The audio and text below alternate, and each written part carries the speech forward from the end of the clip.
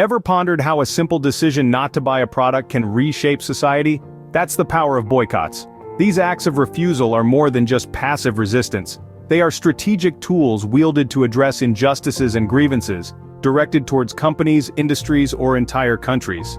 It's an intricate dance between individuals, advocacy groups, and sometimes governments, all coordinating their efforts to make a stand.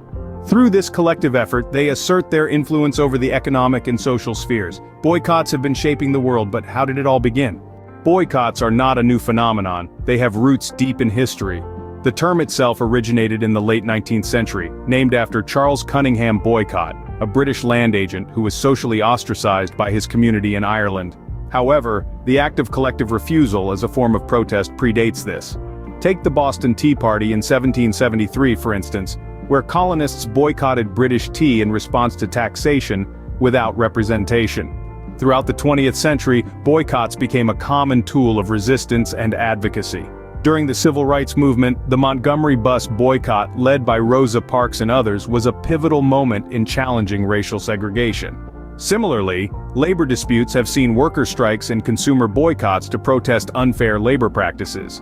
And let's not forget the global boycotts against South Africa in the 1980s, pressuring an end to apartheid. Though boycotts have a rich history, they are just as relevant today. In our interconnected world, boycotts have taken on new forms and significance. As we navigate the complex landscapes of globalization and digitalization, the power of collective action has been amplified. Boycotts today are not just about refusing to buy a product or service. They are about raising awareness, changing behaviors, and making a strong statement against injustices. In the age of information, communication is the lifeblood of any successful boycott. It's through blogs, social media posts, and viral hashtags that we voice our dissent and rally others to our cause. These platforms have become our modern-day town squares where we discuss, debate, and decide which companies, industries, or countries to target. The targets of modern boycotts are chosen strategically. Perhaps it's a company whose labor practices are questionable, or a country with policies that infringe upon human rights. By focusing our efforts, we send a clear message: we will not support injustice with our dollars. But it's not enough to just talk about it. It's consumer participation that truly drives a boycott. Each time we choose to forego a product, switch to an alternative, or even convince others to do the same, we are taking a stand.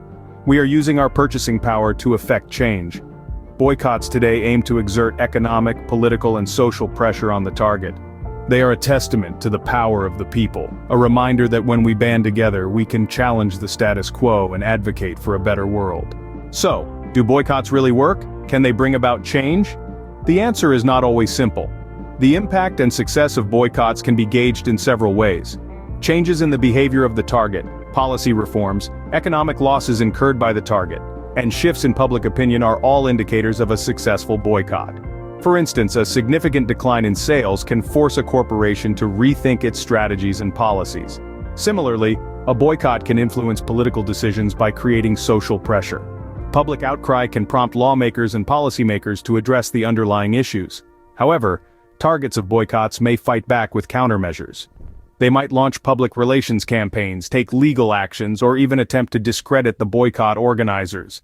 But even in the face of such resistance, the power of a boycott remains in its ability to garner public support and raise awareness about critical issues. While the success of boycotts can vary, their power to raise awareness and mobilize public support remains undeniable. At the heart of every boycott is the power of choice. Through our journey today, we've seen the immense influence of collective action. Boycotts, a tool wielded by activists, trade unions, and sometimes even governments, have shaped history and continue to impact our world today.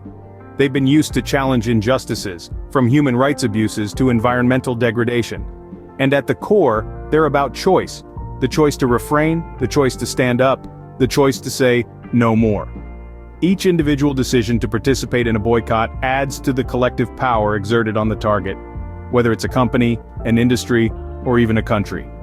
It's a testament to the power of choice and the profound effect it can have on societal change. Boycotts remind us that our choices matter, and sometimes, not choosing can be the most powerful choice of all.